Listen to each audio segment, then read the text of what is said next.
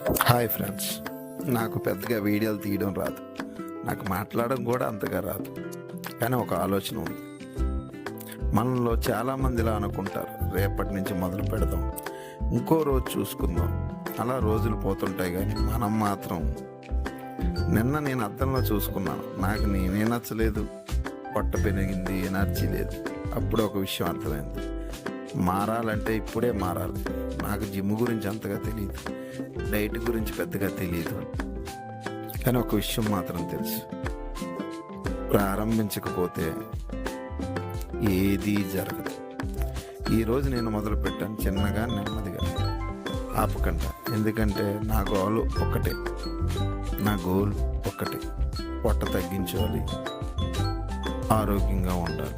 నేను ఎవరిని ఇంప్రెస్ చేయడం లేదు ఫ్రెండ్స్, నా కోసం చేస్తున్నాను. కానీ నాలాంటి వాళ్ళు ఇంకా ఉంటారు, ఆలోచన ఉంది కానీ స్టార్ట్ చేయలేకపోతున్నారు.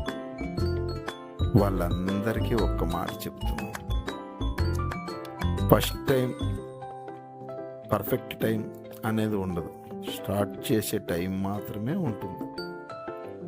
రోజుకి 10 నిమిషాలు అయినా సరే నడవండి, ఒంటిని చెమట పట్టించండి. మీరు 1 కిలోమీటర్ నడుస్తారా, 2 కిలోమీటర్లు నడుస్తారా, అది మీ ఇష్టం. ఒక 10 నిమిషాలు నడండి, అలా పెంచుకుంటూ నడిచండి చాలు.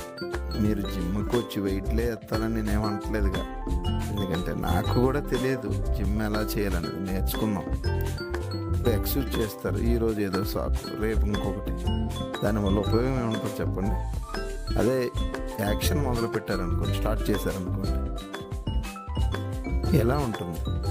ఈరోజు కాకపోయినా రేపైనా రిజల్ట్స్ వస్తుంది కదా. ఈరోజు ఎప్పుడు చిన్న స్టెప్పే వేయండి, కానీ రేపు అదే పెద్ద మార్పు వస్తుంది.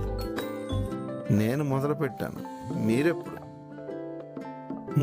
చేసినవి ఎక్సర్సైజ్ చేస్తారండి. ఎక్సర్సైజ్లు ఒకేలా ఉంటాయి, ఎక్సర్సైజ్లో మార్పు ఉండదు, మీ శరీరంలోనే మార్పు వస్తుంది.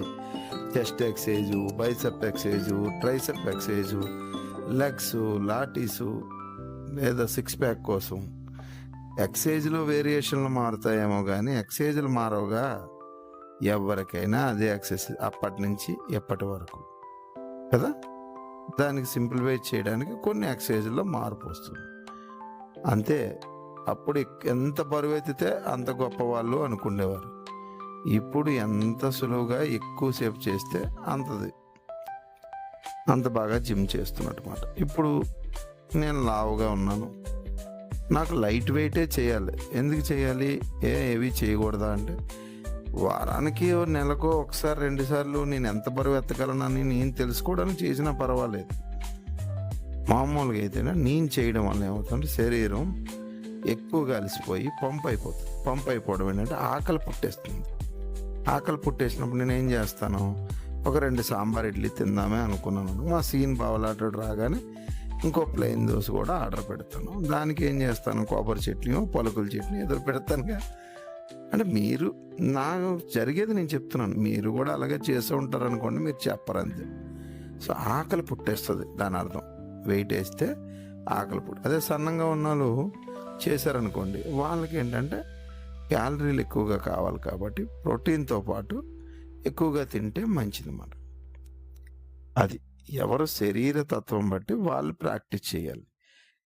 మిగతా వాళ్ళు చేసే ఎక్సర్సైజు, మనం చేసే ఎక్సర్సైజు ఒకేలా ఉండదు. నేను నా ఎక్సర్సైజ్ గురించి చెప్పానమాట. మీ శరీరం, మీ బరువు, మీ హైటు వెయిట్ ఎప్పుడు కూడా జిమ్కి వెళ్ళే ముందు కొలుచుకోవాలి. అక్కడ మిషన్స్ ఉంటాయి, వెయిట్ ఉంటుంది, అన్నీ చూసుకొని దానికి తగ్గ మీ ఎక్సర్సైజ్ చేసుకోండి. 2-3 షెడ్యూలే పెట్టుకోండి, పెద్దగా పెట్టద్దు, అస్సలు ఏం పెద్దగా పెట్టద్దు. ఎందుకంటే పెద్దగా ఎప్పుడైతే మీరు పెడతారో మీరు జిమ్కి రావడం మానేస్తారు. జిమ్కి రాగానే పెద్ద పెద్ద డంబుల్ని ఎత్తేసి వెయిట్లు చేశారనుకో నొప్పులు పెరిగిపోతాయి. అవి 3-4 రోజులు ఉంటాయి. అదే లైట్గా చేశారనుకోండి, మజిల్ సోగా అలవాటు పడుతుంది మీకు. ఆ అలవాటునే మీకు ఎక్కువ రోజులు ఉంచుతుంది. ఓకే ఫ్రెండ్స్, మీరు జాగ్రత్తగా, నెమ్మదిగా, మీరు ఆరోగ్యం ఉండడానికే చేయండి జిమ్ము. ఎందుకంటే మనం 6 ప్యాక్లో బాడీ బిల్డర్లు అవ్వడానికో కాదు కదా, మన ఆరోగ్యమే మహాభాగ్యం. Okay friends.